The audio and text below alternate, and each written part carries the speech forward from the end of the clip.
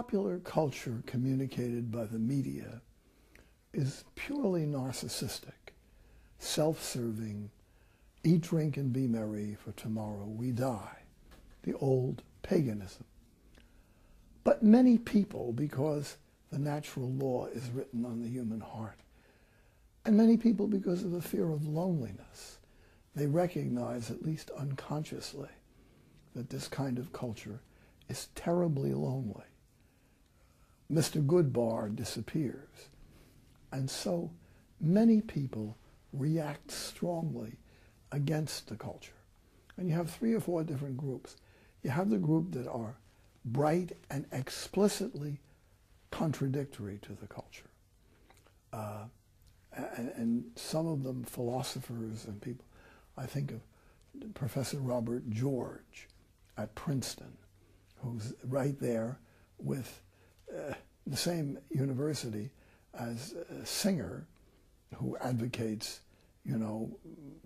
abortion, euthanasia, supposedly teaching bioethics in one of the oddest and most ironic twists of history. But Robbie George would be an outspoken exponent of responsibility, which makes human love, true human love, possible. Then you have the very large number of people who are genuinely religious. There's a lot of very religious people in this country, and of many different denominations, and they intuitively reject the culture, but they're pulled into it in little ways. Buy a new car that you don't need, and get something fancy that you don't need. And then you have the people that are really somewhat immersed in hedonism, but they don't like its results. And these are the people who end up being divorced because they get married on a rather confused understanding of marriage. And they hope for the best, but they're unwilling or unable to make an investment in selflessness.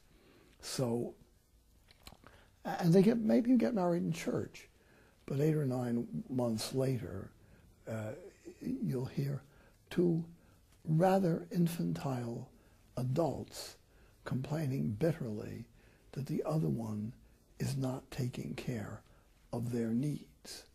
So they got married to have their needs fulfilled. Which, any marriage has need fulfillment, but it can't be the top line.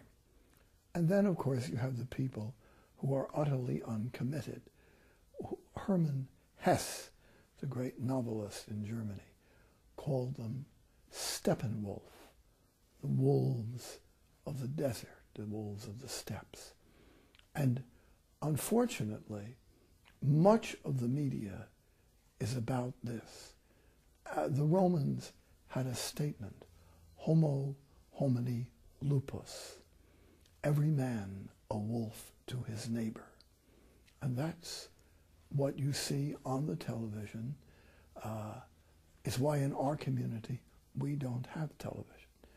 People tell us about what's on EWTN, and once in a while we see it, but I constantly hear from people, Catholics and non-Catholics alike, people who walk up to me in railroad stations and on the street and say, I watch EWTN because it's the only decent thing on television.